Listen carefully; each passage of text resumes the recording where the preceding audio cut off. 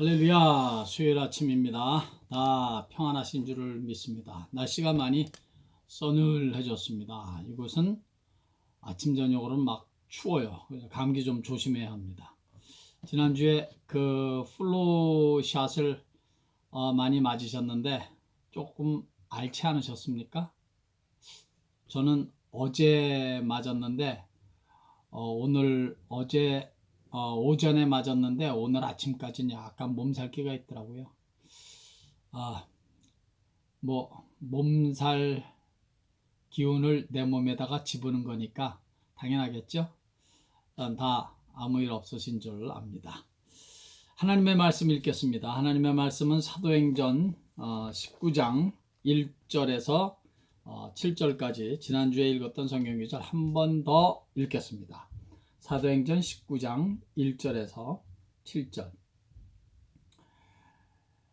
시작. 아볼로가 고린도에 있을 때에 바울이 윗지방을 다녀 에베소에 와서 어떤 제자들을 만나 이르되 너희가 믿을 때 성령을 받았느냐? 이르되 아니라 우리는 성령이 계심도 듣지 못하였노라. 바울이 이르되 그러면 너희가 무슨 세례를 받았느냐? 대답하되 요한의 세례니라. 바울이 이르되 요한이 회개의 세례를 베풀며 백성에게 말하되 내 뒤에 오시는 이를 믿으라 하였으니 이는 곧 예수라 하거늘 그들이 듣고 주 예수의 이름으로 세례를 받으니 바울이 그들에게 안수하며 성령이 그들에게 임하심으로 방언도 하고 예언도 하니 모두 12사람쯤 되니라.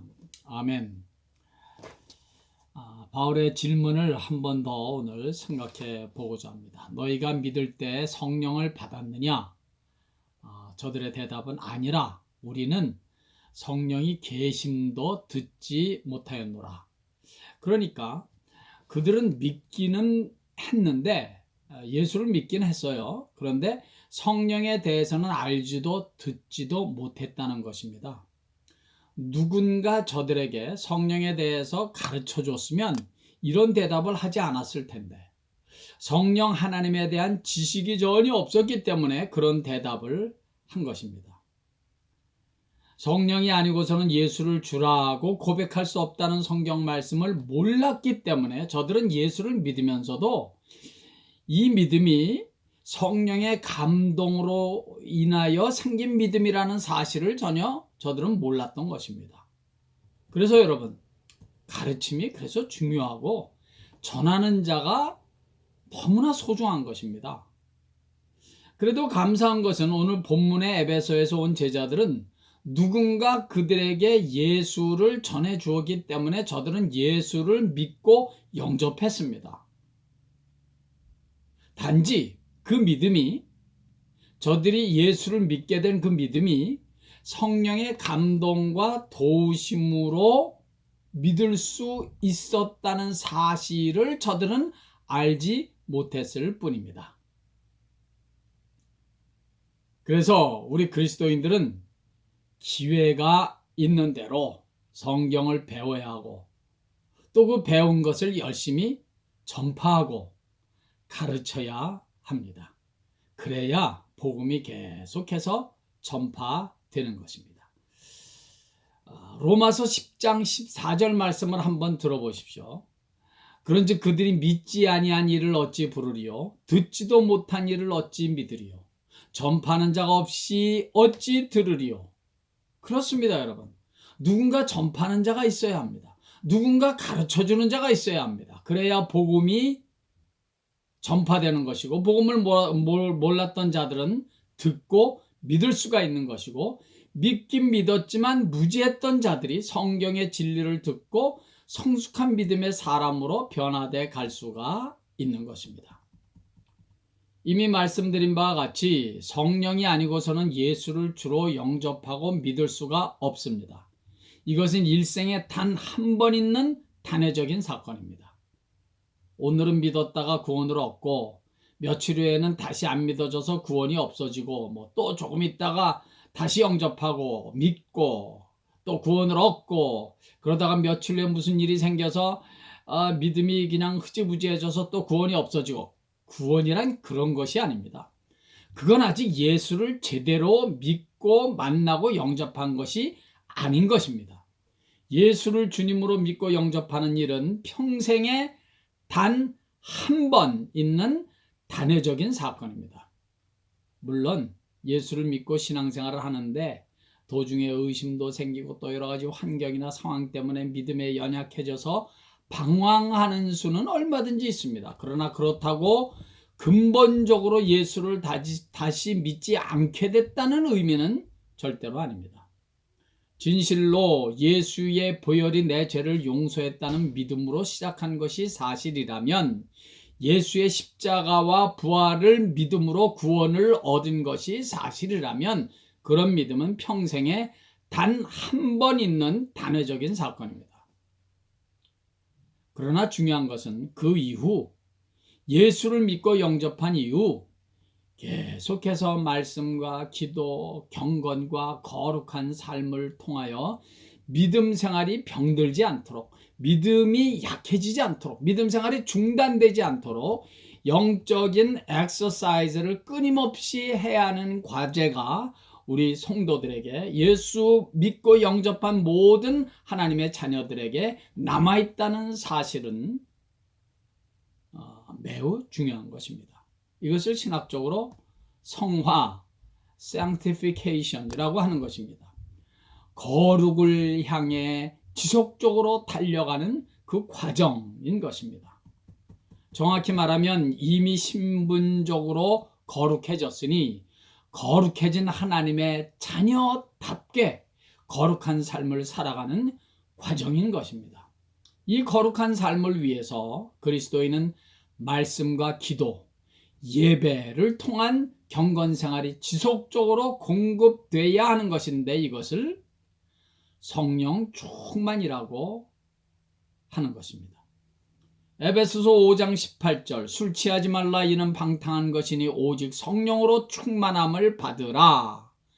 성령 충만함을 받아야 죄에 지지 않고, 죄의 유혹에 무릎 꿇지 않고, 고난이나 환난에 쉽게 믿음을 포기하지 않고 당당하게 끝까지 믿음을 지키며 오히려 더욱더 믿음에 강건해지고 풍성해져서 성공적인 신앙생활을 하게 되는 것입니다. 이런 성도의 풍성한 신앙생활은 성령 충만함을 받지 않고는 불가능합니다. 그래서 사도 바울은 성령 충만을 받으라고 명령한 것입니다. 명령. 오직이란 단어가 쓰인 것은 오직 성령의 충만을 받으라 라고, 이 오직이란 단어가 쓰인 것은 다른 길은 없다는 의미죠. 성령 충만함을 받는 것만이 믿음 생활, 신앙 생활, 그리스도인으로서의 삶을 제대로 살 수가 있는 것입니다. 심히 안타까운 일이지만 믿기는 믿는데 성령 충만하지 못해서 세상에 지고 환난에 넘어지고 죄의 유혹에 쉽게 넘어가서 헤매는 것은 다 성령 충만하지 못한 데서 비롯되는 것입니다. 그러므로 여러분, 우리 믿는 자들의 목표는 성령 충만함 가운데 신앙생활하는 것입니다. 성령 충만해야 세상을 이기는, 어떤 두려움이나 걱정, 근심, 염려도 이기는 그런 그리스도인의 삶을 살게 되는 것입니다. 성령 충만해야 예수 믿는 일이 재밌어요. 재밌고 성령 충만해야 행복한 신앙생활을 할 수 있습니다. 성령 충만해야 기쁨과 감사가, 평안이 충만해져서 참 은혜스럽고 내 주위에 있는 사람들에게 예수 믿는 자만이 보여줄 수 있는 선한 영향력을 끼칠 수가 있는 것입니다. 이건 다 성령 충만한 자만이 가능한 일이라는 사실을 우리가 꼭 기억해야 합니다. 성령 충만함을 받기 전에 예수의 제자들은 대문 꼭꼭 잠가두고 집안에 숨어서 두려워 벌벌 떨었습니다. 예수를 믿지 않았기 때문이 아니에요. 예수를 믿긴 믿었어요. 그러나 성령이 충만하지 못하니까 믿는데 그렇게 연약한 모습을 보였던 것입니다. 성령 충만하면 세상 앞에, 현실이나 상황 앞에, 문제 앞에 두렵고 무서워 떨지 않습니다. 예수님의 제자들이 오순절날에 성령의 충만함을 받으니까 문을 박차고 나와서 예수를 믿으라고 외치게 되었던 것입니다. 그 모습을 본 주위 사람들이 말이죠. 저들이 언제 저렇게 변했나? 저들이 예전에 그 제자들 맞는가 할 정도로 저들은 변해 있었던 것입니다. 환경이나 상황이 변한 것이 아니었습니다. 현실은 그대로였습니다. 상황이나 문제는 여전히 그대로였습니다. 그러나 저들 자신이 변했습니다. 저들의 내면이 변했다고요. 하나님의 영, 예수의 영, 예수 그리스도의 영, 성령 하나님으로 충만해지니까 그렇게 무서웠던 로마 병정이 더 이상 무섭지 않습니다. 예수를 십자가에 못 박아 죽이는데 앞장섰던 유대인들이나 서기관 바리새인들이 더 이상 무섭지 않습니다. 저들은 오히려 그들 앞에서 너희들이 바로 예수를 죽였다. 너희들이 예수를 십자가에 못 박았다. 너희들이 죽인 예수를 그런데 우리 하나님이 살리셨다. 그러므로 회개하라. 이렇게 당당하게 외쳤던 것입니다. 이런 당당함, 이런 야성, 이런 기계가 바로 성령 충만한 것입니다. 그래서 사도 바울은 오직 성령의 충만함을 받으라고 외치고 명령하는 것입니다. 성공적이고 풍성한 신앙생활에 다른 길은 없으니까. 성도 여러분, 잊지 마십시오. 예수 믿고 영접해서 구원을 얻게 된 사건은 평생에 단 한 번 있는 단회적인 사건이지만 성령 충만은 100번, 1000번, 10,000번 아니 매 순간 평생토록 받아야 합니다.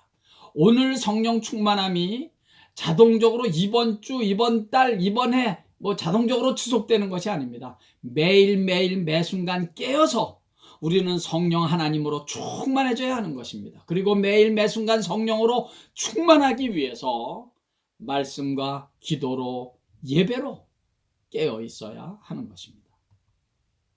사랑하는 성도 여러분, 오늘도 내일도 이번 주도 이번 달도 올해 한 해도 남은 평생 매일매일 성령 충만함을 위해서 말씀을 읽고 묵상하시기를 간절히 바랍니다.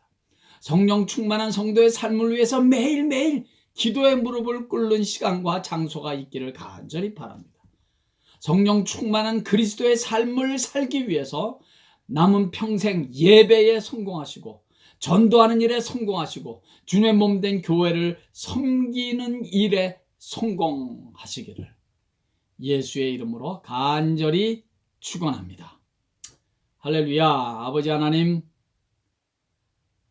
우리가 내가 예수를 믿고 영접해서 구원 얻었다는 이 사실에만 만족하지 말고 풍성한 그리스도인의 삶, 성공적인 그리스도인의 삶, 세상을 이기고 나를 이기고 죄를 이기고 사단 마귀의 역사를 이기는 성도의 풍성한 삶을 위해서 성령 충만함을 늘 받을 수 있도록 말씀에 깨어있고 기도에 깨어있고 교회를 섬기는 일에 예배를 드리는 일에 성공하는 우리 온 성도들 되게 해 주시옵소서.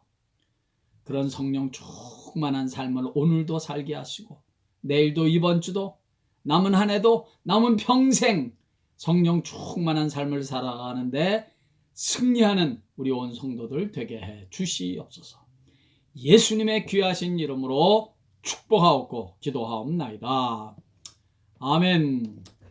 할렐루야. 오늘도 성령 충만하셔서 행복하시기를 간절히 바랍니다.